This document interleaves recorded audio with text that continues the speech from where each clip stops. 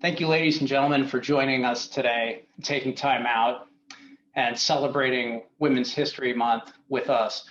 Our team couldn't think of a better person to help us with that than Callie Brownson, Chief of Staff of the Cleveland Browns. Callie made history this year, stepping onto the field as a first woman positions coach in the NFL. Callie, welcome. Thanks for having me. Absolutely. I've got a selfish shout out. I'd like to thank my daughter Reagan and the young ladies joining us from the University of Indiana's women's lacrosse club team. To the seniors, I realize it's been over 2 years since you all have been on the field competition, but my hope for you is that you'll take that same level of commitment, dedication, and hard work with you as you enter your fields of study if you go further and into your careers of choice. And speaking of hard work, dedication, and commitment, I'd also like to introduce you all to a colleague of mine, Callie Shuffman. Carrie's a huge advocate for our team, for our clients. She provides us with tools, resources to add value to our client relationships, shape our conversations, and ultimately our impact, not only today, but in the future. Carrie's role here with UBS, she heads up UBS's Women's Strategic Client segment. Callie, thanks for joining me for the conversation with Callie. Of course. Thanks so much, Sean, for inviting me to be a part of the conversation. And thank you to everyone who's tuning in. As Sean mentioned, my name is Callie Shuffman, and I'm the head of our Women's Strategic Client segment at UBS. At UBS, we're committed to helping women navigate their financial lives and prepare for their financial futures. And my team and I are responsible for developing the content and resources to help women achieve greater financial and overall well-being. We also have the unique privilege of being involved in conversations, both in person in the past and now in the virtual environment, with incredible trailblazing women from across all different industries and backgrounds, just like we're doing today with Callie. So it's great to be here. And I'm also thrilled to get to work with such talented and supportive partners like Sean and his team, who really share in our broader team's commitment to women's well-being, and through their practice are committed to addressing the unique needs that their clients have across their lifetimes and providing that advice and guidance to help clients pursue their passions and achieve their purpose. Sean and his team, what I love about Sean and his team is that they're not ones to just talk the talk, they really walk the walk. And today, I think, is a terrific example of that.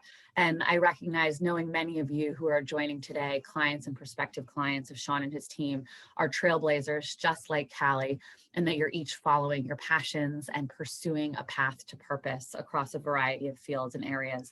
And I think that is what will make today's conversation so fantastic and so meaningful with the insights that Callie will share with us. So thank you again, Sean, for including me. I'm thrilled to be here. And thank you, Callie, for being with us. And Sean, I'll turn it over to you to kick off the conversation. Awesome. And thanks for those kind words, Callie. We, just so everyone knows, we are going to be able to repurpose today's event. So if you have colleagues, friends, or people in your network that think in the same fashion we do, and as Callie said, walking the walk, please feel free to send it to them, the link, and we'll try to get that out post today's event. With that, Callie, I'd love to just jump right in. And, your bio certainly speaks for itself, but could you tell us a little bit about, how you got started, your story in your own words, and how you've gotten to where you are today? Yeah. I started loving football from a very young age. It's something that I was able to share with my father, watching college football on Saturdays and high school football on Fridays for us. And it was, a really incredible way for us to kind of bond. And I fell in love with the game very early. I was a big sports fan. We loved baseball. The Nationals weren't in DC at that time, so we went to Orioles games. But there was something about football that drew me just a little bit more than any other sport. So I remember being 9 years old and banging on my dad's door, asking him if I could play Pee Wee football, since all of the guys that I played Little League baseball with were playing. And I said, why can't I play too? I love this game. And he probably gritted his teeth a little bit, but finally gave me the opportunity to do it. And, he really supported me through that. And tried to play in high school, and where I went to high school just kind of wasn't ready for a female to be involved in the program in that capacity, so it didn't pan out for me. But it's okay because everything happens for a reason. I think that's kind of one of the themes to my journey as well. I went off to college, and when I was 19, got introduced to the Women's Pro Football League, and they had a team in DC near where I was going to school, and tried out for them. And the rest was history with that. I played 8 great seasons there in DC, and got 2 bouts with Team USA internationally. And then, within my time playing is when I got introduced to coaching. I'd been coaching high school softball, and we had just hired a new varsity football coach at the high school I was coaching at. And he stopped me one day in the hallway in the spring, and he said, "Hey, don't you play too?" And I said, "Yeah, I do actually. Thanks for asking." And we talked a little bit about it. And he said, "Well, have you ever thought about coaching football?" And that was like a very interesting moment because he kind of stopped me in my tracks. I fell victim to kind of the societal storyline that I hadn't seen a woman coach football. So in my mind, it had never even crossed my mind at all. And he was kind of the first to introduce that to me and invited me out to be a part of his staff, that next fall. And that's where my football coaching career really started. But again, there was no real female representation at that time. So for me, that was the peak. I was going to work a 9 to 5 and I was going to coach high school football, and that was going to be living the dream for me. And then I got introduced to the New York Jets through the Women's Careers in Football Forum, and they invited me out for an internship. I did that. Shortly after that, I met Coach Buddy Stevens of Dartmouth, who brought me on board there for a year back in 2018, which then led to my opportunity where I got to meet Coach McDermott in Buffalo, who then gave me an opportunity in Buffalo in 2019, which ultimately led to my opportunity here in Cleveland. It's been quite a journey, a lot of changes, a lot of moving, as you can imagine, in the past few years. But I look back on when I started this with the Jets back in 2017 and when I started coaching high school football in 2014, 2015, and I've grown tremendously and fallen in love with the game in ways that I never thought I would be able to. So I've been very fortunate. And Callie, I know you mentioned this, and I had read too that your father played such a big role, and that your passion for football really grew out of watching games with him on the weekends. And really, I think everything you just said in your story and the incredible trajectory that you've had from when you were little to now where you sit right now has really been this story of pursuing your passion but finding your purpose. So what do you think has been the largest contributor, if you can really pinpoint, one thing or a few things that have really been the biggest components of your success in moving from passion to purpose? Yeah, I think a lot of it is, and so many of us can attest to this too, is the work. How hard are you willing to work for your dreams, for your goals, and for your passions? Because it's not going to be easy, especially when you have big goals for yourself. But if you put the work in, those things can become attainable to you. So I think that's been a big part of mine is when it gets hard, you work your way through it, you learn. I think that's another big piece of it. Make sure you're always being a sponge and you're learning.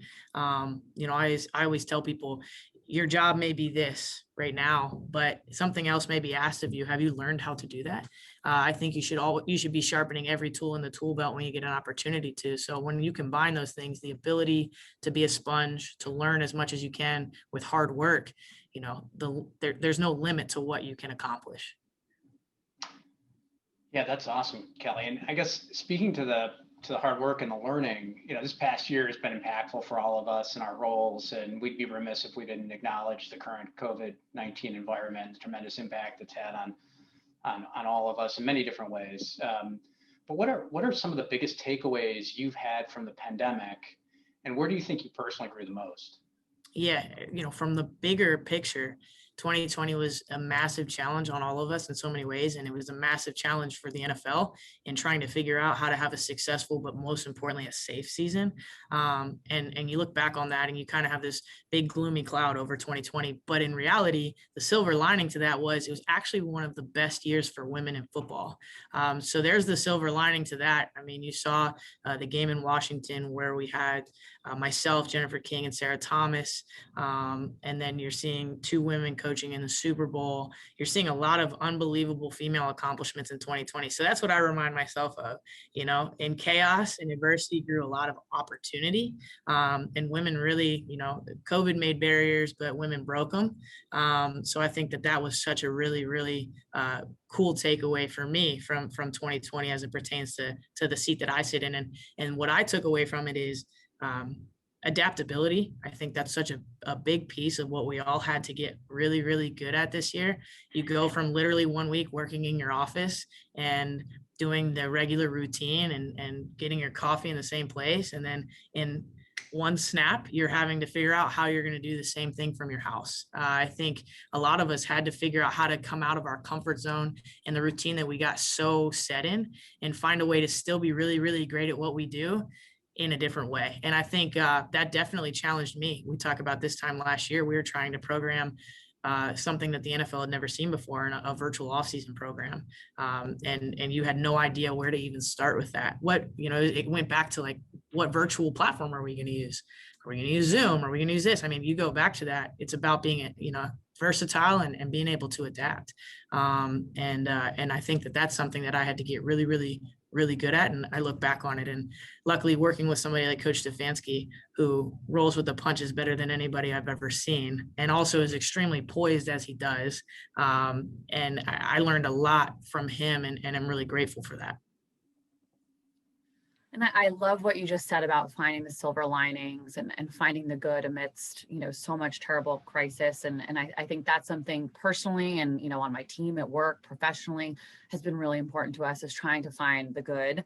And I think the tremendous progress and the barriers that you mentioned that women are breaking in the sport this past year has been terrific to see. And on that topic, I know we have a number of younger women who are joining us for today's conversation who may be looking to embark on careers in traditionally and historically more male-dominated industries like football or certain sports, or even financial services. So do you have any advice or thoughts you could share with them on how you've navigated that? Yeah, I think the biggest thing that stands out to me is be authentic, be yourself. I think a lot of times when we walk into a situation, females in male dominated fields or really something that's, again, outside of your professional comfort zone, we feel like we have to conform in a way and be like everybody else at the table, when really one of the best values that you add to the table is your diversity of thought, is the fact that you may see things differently. So be true to yourself, be very authentic, be yourself. I always tell people, you get hired because of who you are. Remember that a year after you get hired and 2 years after you get hired, you were brought to the table because of who you are and because of, the vantage point that you have. So don't lose sight of that. That's something that is unique to you. And that's the unique thing that you bring to your team. So always stay authentic. There's no reason that you have to conform to anything other than that. You have the seat at the table and utilize it. And I guess in a similar vein, how have you handled any potential adversity or bias that you may have experienced throughout your career? Yeah, I think it comes back to that as well. I know your why is something that I remind myself of all the time. There's going to be adversity, especially when you're the singular representation in the room. Sometimes there's going to be adversity. There's going to be obstacles with that. You have to continue to know your why, know why you're there.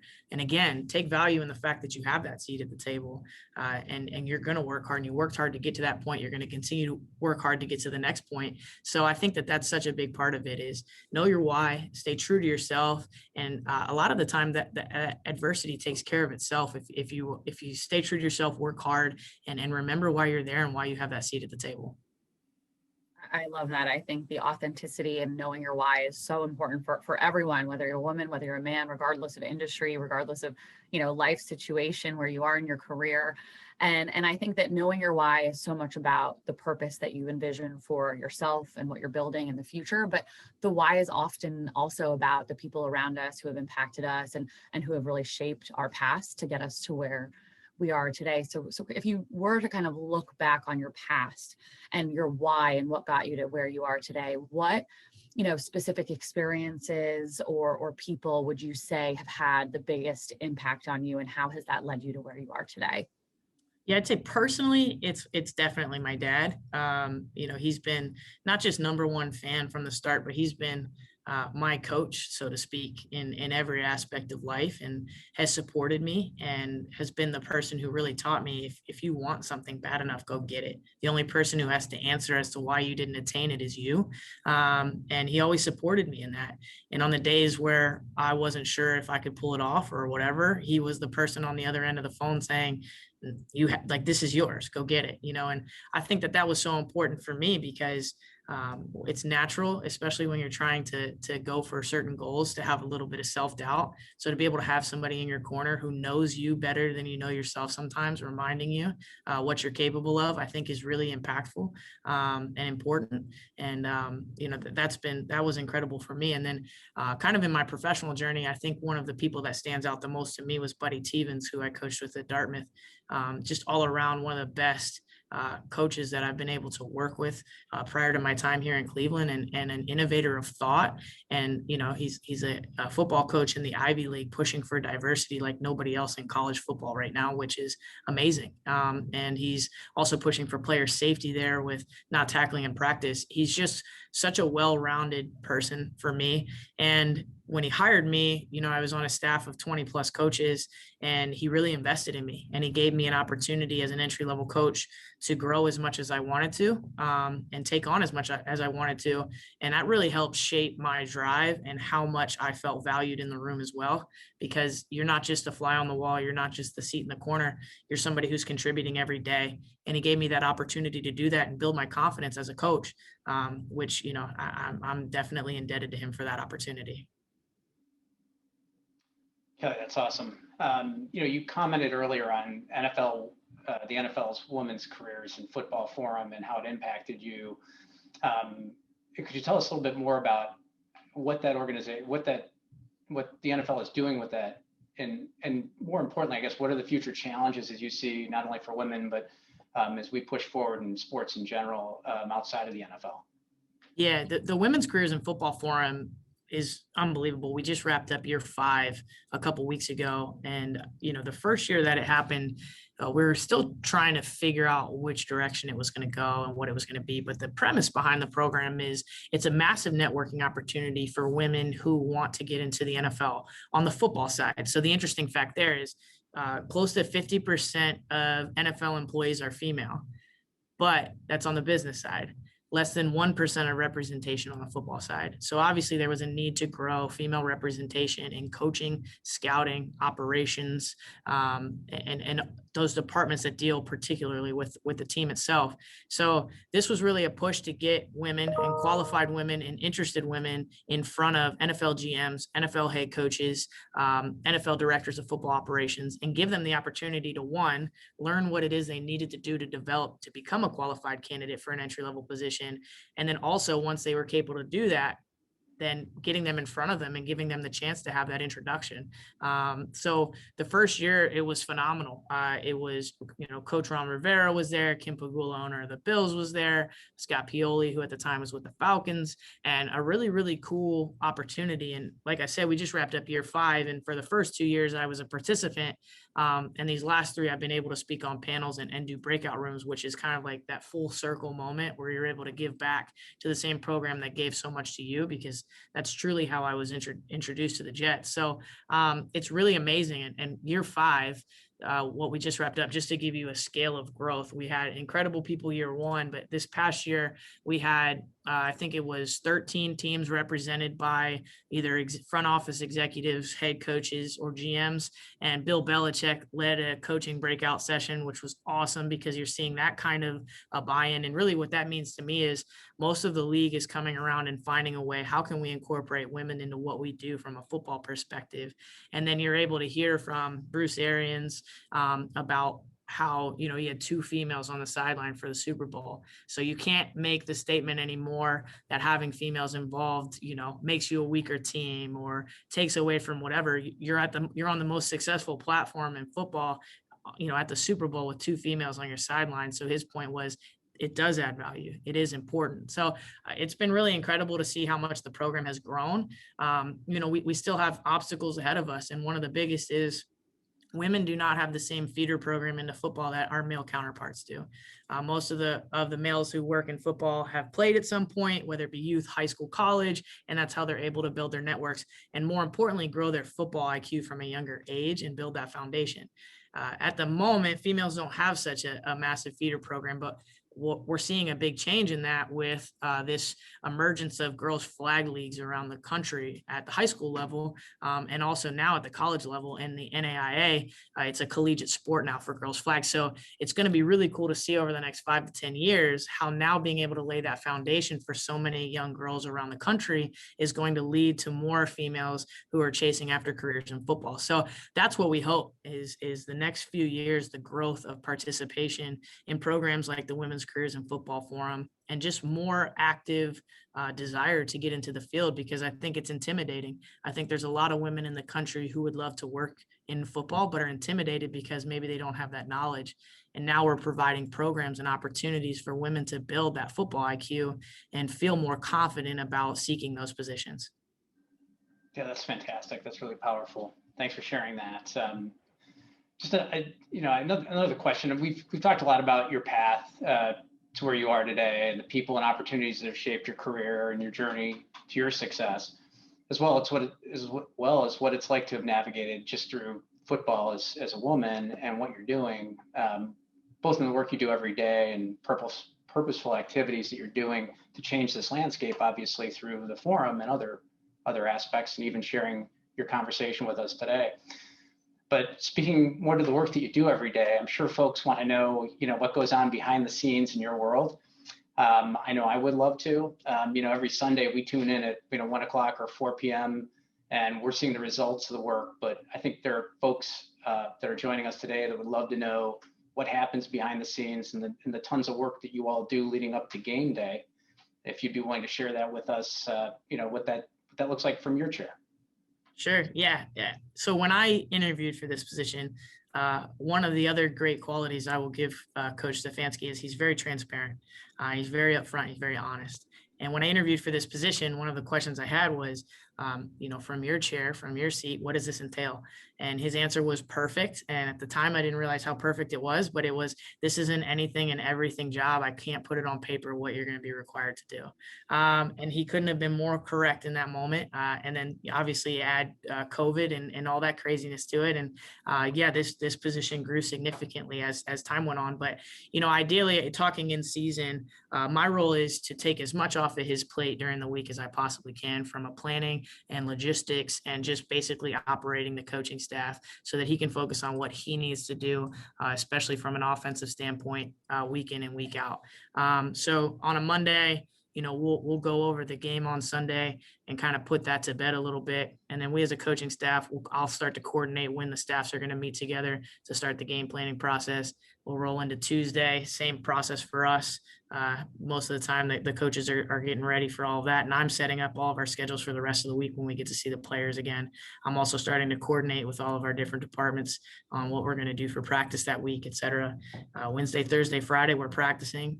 Coach has really delegated that process to me. So I'm putting together all of the ins and outs, the bells and whistles that have to do with practice, and making sure that for him, it's as clean as possible and as crisp as possible.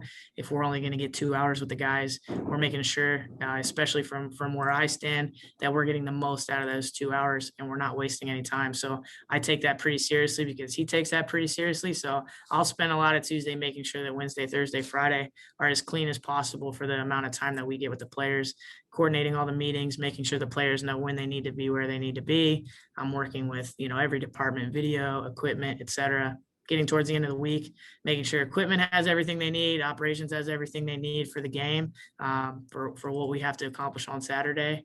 And then rolling into Sunday, same thing. I'm directing traffic prior to game day, making sure everybody knows where they need to be and when they need to be there. And just basically, the best way to put it is just taking all of that off of his plate, so that he can focus on what he needs to focus on for that 1 o'clock kickoff. That's awesome. That's great insight. Thanks. Next month, Cleveland's going to host the NFL draft. And I was just curious if you're able to give us some insight as to what goes into that event. And obviously, the free agency that's happening and some of the moves that you guys make prior to the draft. If you could share that with us, that'd be awesome. Yeah, so really the coaching staff in general gets to be supplementary. The draft and free agency is our personnel department show. They've been working on all that stuff all year and all season while we were in the nitty gritty of our weekly routine. And really the coaches just get to help from a supplemental standpoint. Hey, how do you feel about this player? How do you feel about him? But a lot of that work is done by our phenomenal personnel department with Andrew Barry and that whole crew who, as you can see, has done a phenomenal job with all of the work that they've done these past few months, figuring out who's on our board and who we want to go after and how to go after them. So the draft is the same thing. That's Andrew Barry's show, and we're just here to support. And any questions that they have from us as things kind of escalate through the rounds, we're here. And I'm basically, my role is to facilitate those conversations and to get 2 and 2 together so that they can make those decisions. But it's definitely personnel show, and they deserve it. They've worked so hard these past few months, and draft and the combine back when it was in person, and then free agency is their playoff games. It's the things they prep for the most. It's their moment. And I'm really proud of the group that we have here in Cleveland. They've done such a fantastic job to this point. I'm very, very excited for the draft. And Callie, I want to pivot to something that's really important to us at UBS, which is this concept I touched upon earlier of financial and overall well-being. And you talked earlier about knowing your why, which is actually very similar in concept and in name to what we call at UBS Own Your Worth, which is the series of research that we've done over the last 3 or 4 years, exploring how women approach their financial well-being and how that ultimately ties to their overall well-being for them and their families. And so, recognizing that financial well-being and overall well-being are really inextricably linked. How do you prioritize your overall well-being? How do you prioritize even your finances, your financial life amidst everything that you're doing in your day-to-day amidst the pandemic? How do you make sure that you're prioritizing yourself and your financial well-being? It's a great question, because you're absolutely right. Especially in the grind of it all, we can lose our personal selves in the midst of it and forget about taking care of ourselves because we're trying to take care of whatever tasks on the board that day. But it's important to me because I learned from the beginning of my career that I'm no good at my job if I'm no good as myself. If I'm not taking care of myself, I'm not going to be 100% at what I'm supposed to be doing. So for me, it's just as simple as making sure I get a workout in during the day, making sure I'm able to pull myself away and do something physically very good for myself, but it's just as mentally beneficial for me as well. Sometimes just taking a second to get off of your chair and go for a walk and clear your head for a second. You definitely have to find those moments, even if it's 20, 30 minutes a day, to put yourself and your mental first so that you can come back and really attack your tasks, but you're at your best. I can't say that I'm always great at this piece just because it doesn't work out, but sleep. I mean, we love to push ourselves away from sleep, but sometimes when you need to get, you got to listen to your body with that stuff. I think that's important. And then the financial stability part of it is always important as well, because we'd be lying if we said that those things are not always in the back of our mind and always lingering in some capacity. So I try to do a lot of research on a lot of that stuff and just make sure that I'm putting myself in a good position for 6 months down the road, a year down the road, 5 years down the road, 10 years down the road. I'm not perfect at it, but I am trying to learn. But yeah, I think all of that is so important. Like, it was taught to me a while ago that you have to see yourself as the complete person, and the complete person is who you are personally, who you are professionally, and then there's so many other components to it. Who are you in the community? All of those things really make up who we are, and it's like a scale. If you lean one way, it tilts and you're off balance. So I think everybody's balance is individual, and I encourage everybody, the best thing that you can do, because it'll help you, it will help push you professionally, it'll help push you personally, is to find that good balance. What's your balance? Is it, you need to step away more than once a day? It's whatever it may be, but really do that researching yourself. We research so many other external things, we stop researching ourselves. And I think that's something that you really need to invest in, is finding out what your balance is and how you can continue to do that for yourself. Callie, we got a number of folks that had sent out questions to us prior to the event. I'd love to ask a couple here if we have some time and at least get this one in. And again, question in from one of our corporate clients. First, thank you for committing your time and your effort towards the important topic. Second, as a co-founder of the first global marketing agency that is both a benefit corporation and an ESOP, we deeply share your passion for purpose and have dedicated much of our time and work towards the placement of women in key roles in college sports. In your opinion, how important is modeling the behavior you intend, helping to make strides in DE&I, which is diversity, equity, and inclusion? Specifically, I'd like you to think of your partnership with Coach Stefanski or Hardy Wealth Partners and the relationship Sean and Amy share, or in my own business between my co-founder and myself, Ann St. Peter. Yeah, I think it's important when you're in a role like this. I think of my relationship with Coach Stefanski. He entrusts me with a lot of different things every day. And I think that alone speaks for how he feels about diversity. He sees the value in me sitting in this chair. And gender aside, I think when you are willing to be the best at your job and willing to be the best at every task that you have, you're always going to be able to be that reliable person for who you work with.